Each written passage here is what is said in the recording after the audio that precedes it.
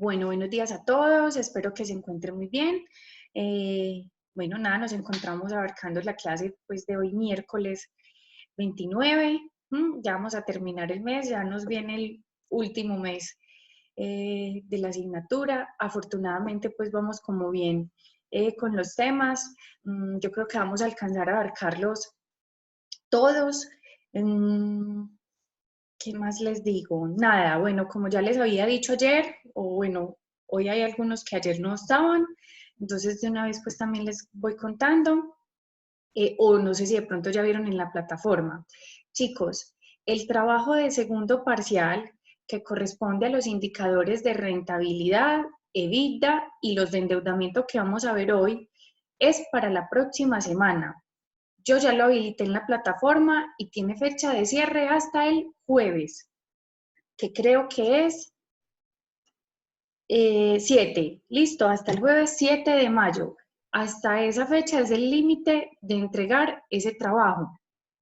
Entonces, ojo, ese es un trabajo en grupos, como lo han venido haciendo, de la empresa que han venido trabajando, o la aerolínea, o el hotel.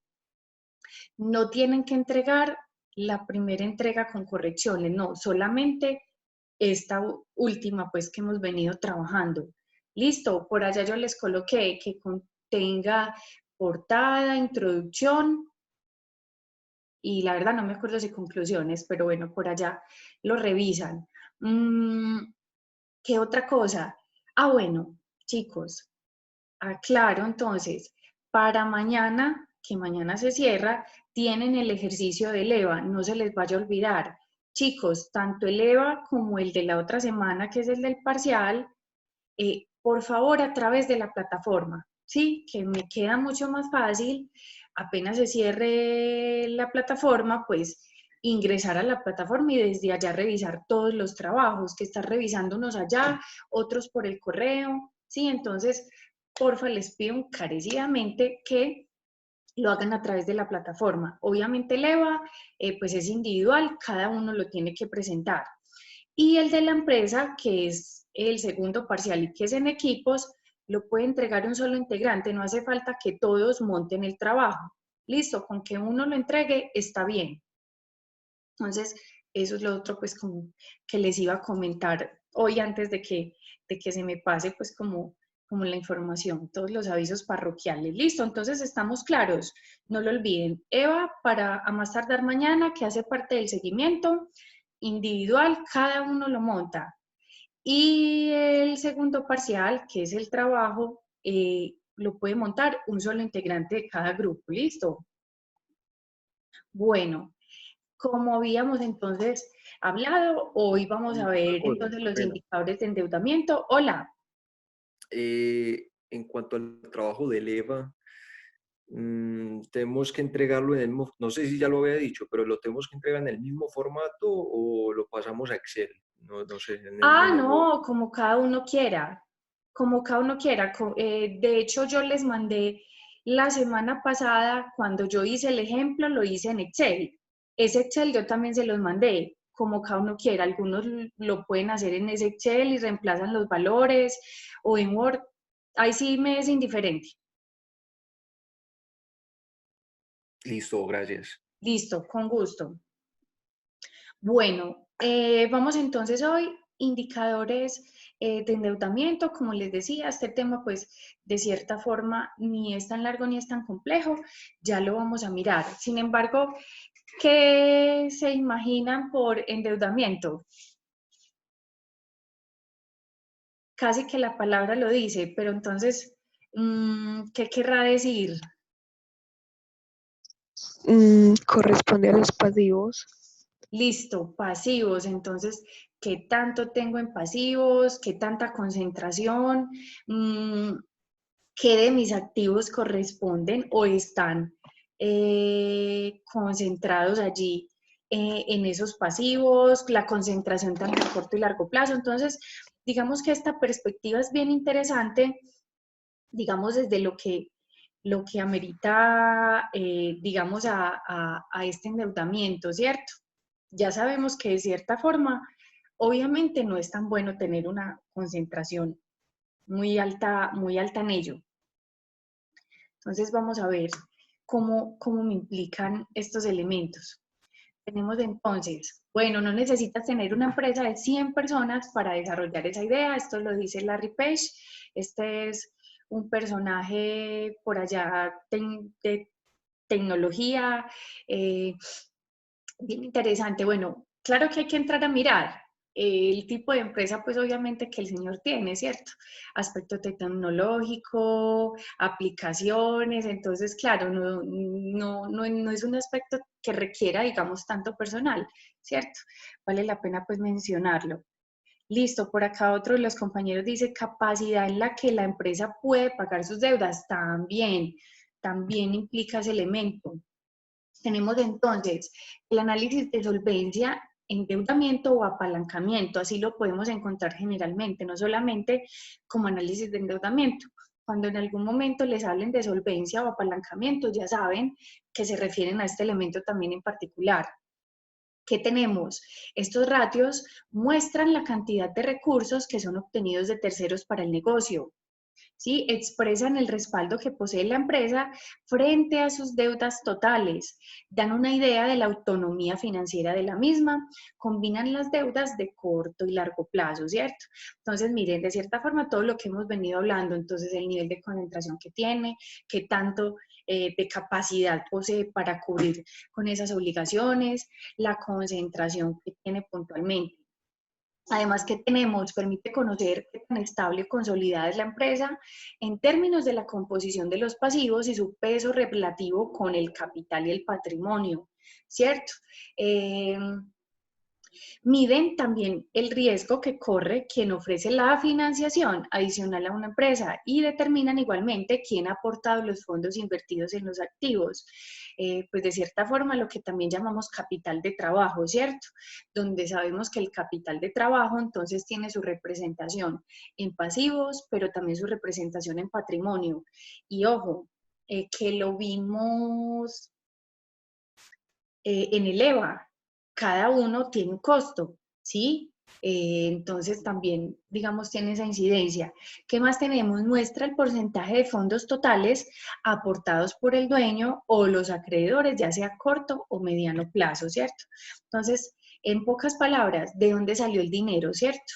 ¿De dónde salió? Para comprar maquinaria, equipo, para tener recursos en términos del corto plazo y poder cumplir también con las obligaciones. Ojo, obviamente, pues uno espera que ese corto plazo, pues obvio salga o se genere a partir del mismo negocio, pero pues en un principio obviamente no fue así, ¿cierto? Entonces tuvo que haber sido desde un externo, pues para poder empezar a funcionar. Que bueno, de cierta forma, chicos, este es un aspecto bien interesante.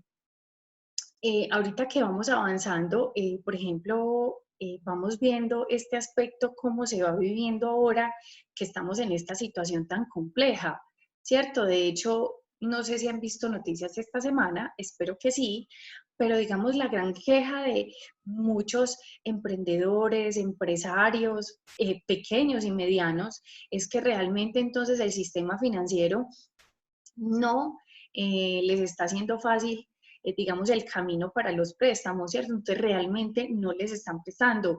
Lo hablábamos en otro momento y es que, bueno, finalmente los bancos me prestan bajo un respaldo.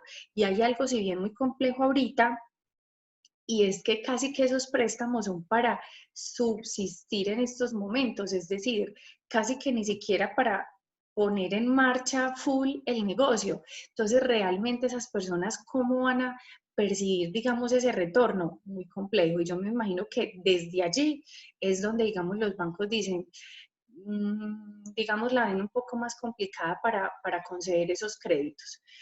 Tenemos entonces, ahorita volvemos a coger ese tema, pero entonces para hablar de este tema hay que hablar entonces de unos aspectos puntuales donde tenemos estructura de capital, donde está relacionada la deuda y el patrimonio, es decir, qué tanto hay de composición de cada uno, muestra el grado de endeudamiento con relación al patrimonio.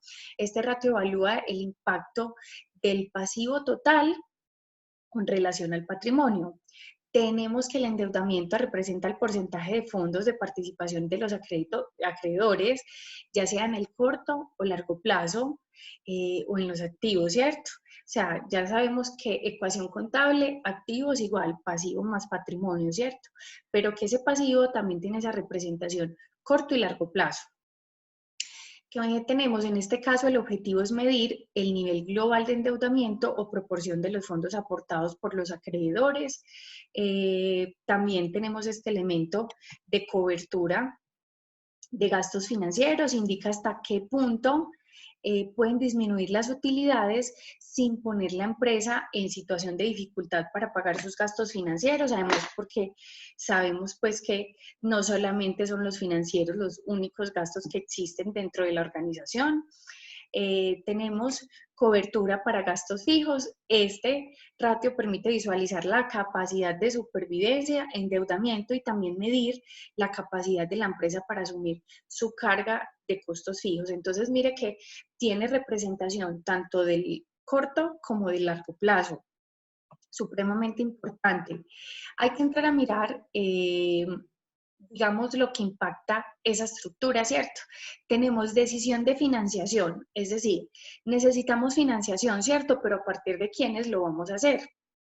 Entonces es aquí donde las empresas vienen a determinar, bueno, estructura financiera, el WACC, que lo vemos al ladito, ya lo habíamos mencionado en algún momento, costo ponderado del capital, digamos ese WACC, de cierta forma ya lo hemos trabajado cuando calculamos el EVA en términos del costo ponderado pues de los recursos, ¿sí? Entonces tenemos que este costo ponderado de capital se puede, ojo, analizar desde diferentes perspectivas.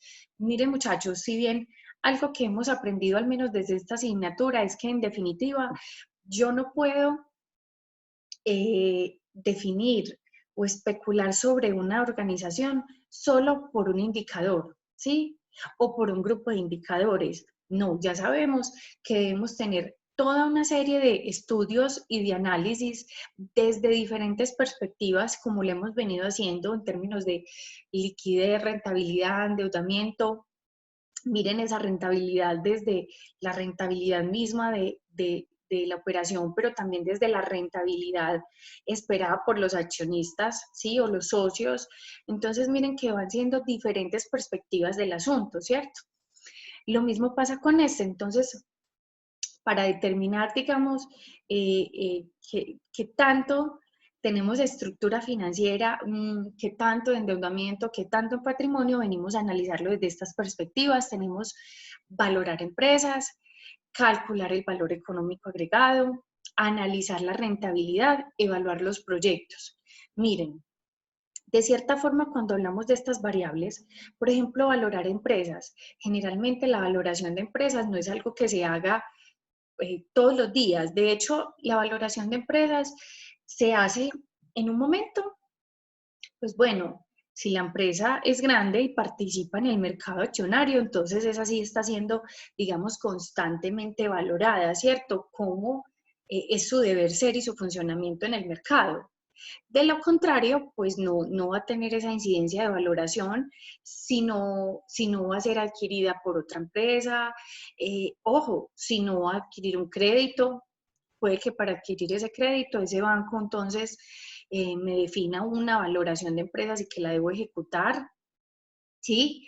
Entonces miren que esta valoración de empresas no es algo que se dé en todos los momentos o para no todas las empresas.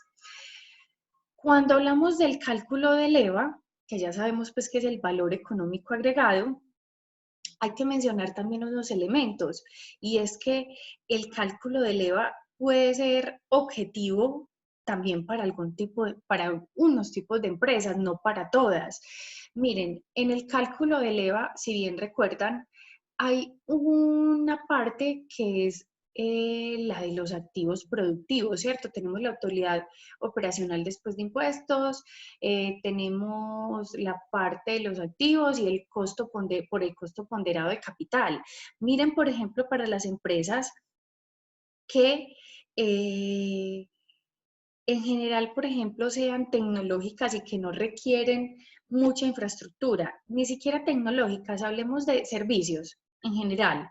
Ya sabemos que muchas empresas de servicio, pues bueno, sí requieren infraestructura, ¿cierto? Lo habíamos hablado en otro momento, como son las empresas de transporte, de educación, de estética, ¿cierto? O sea, hay unos de servicios que en realidad requieren mucha infraestructura para poder prestarlos, pero cuando hablamos de asesoría, innovación en términos, por ejemplo, de aplicaciones, desarrollo de software, entonces ellos generalmente no implican mucha infraestructura.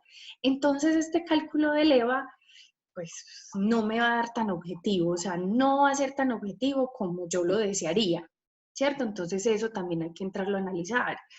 Bueno, cuando hablamos de analizar de rentabilidad, pues ya lo sabemos, miren, realmente, por ejemplo, todos los indicadores de rentabilidad que acogimos y donde cada uno en efecto me implica una particularidad de la empresa, ¿cierto?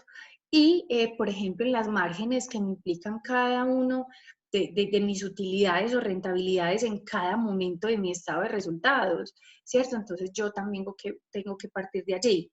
Otro aspecto interesante de estas rentabilidades y que va, por ejemplo, alineado con el EVA y que puede ser no tan objetivo para algunas empresas o en algunos momentos, es que miren el primer elemento de el EVA, que es la utilidad operacional después de impuestos. Esa utilidad ya sabemos que es la neta, ¿cierto? Que es la última. Miren, ¿qué pasa, por ejemplo, con la empresa, que siempre hacemos el ejemplo, Muebles y Muebles? Recuerden que esa empresa, por ejemplo, en uno de los periodos se salvó porque tuvo un ingreso no operacional y salvó que la empresa, entonces a la final en la utilidad neta no tuviera una pérdida, ¿cierto? Entonces, miren que allí este valor para el cálculo del EVA entonces también va a ser muy subjetivo, es decir, porque entonces la empresa sí está generando un rendimiento, pero no a partir del deber ser, ¿cierto? O digamos de su operación en particular. Entonces hay que analizar también esa perspectiva. Y finalmente tenemos evaluar proyectos. ¿Por qué será importante en términos de mi estructura financiera evaluar esos proyectos? Porque miren muchachos, siempre lo hemos hablado, si tenemos fondos de sobra o fondos suficientes, tenemos planes de desarrollo, de expansión y demás, pues se hacen a partir de los proyectos. Pero todo proyecto, chicos, se ejecuta siempre esperando que el retorno de esa inversión, ¿o no? Entonces yo no me voy a abarcar a comprar una máquina, equipos, infraestructura, pues esperando que el proyecto no dé, pues o no funcione. No, o sea, siempre es con el objetivo de que eso mejore mi proceso, mi calidad, mi producto, ¿sí? Y que en un momento determinado, pues yo recupere la inversión, pero genere rentabilidad. Entonces, eso quiere decir que en un periodo determinado yo tengo que hacer esa inversión. Entonces, eso también implica que mi estructura financiera cambie, es decir, de dónde salen los recursos, pues lo que les decía en algún momento, ojalá sea intermedio, es decir, sea a partir de deuda y a partir de socios, ¿cierto? Para tener, digamos, un equilibrio. Entonces, estos proyectos, eso es lo que implica inversión, ¿cierto? Inversión y que el dinero lo tengo que sacar de alguna parte. Por eso es que acá entonces me dice estructura financiera, patrimonio, pasivo. Pues patrimonio ya sabemos que sale de socios. Pasivo, entonces me dice, sí, ¿cuánto? Tenemos entonces unas perspectivas, flujos de caja en términos de qué, capacidad de pago y rentabilidad. Entonces, por allá siempre las entidades financieras lo que me van a pedir son estos. Bueno,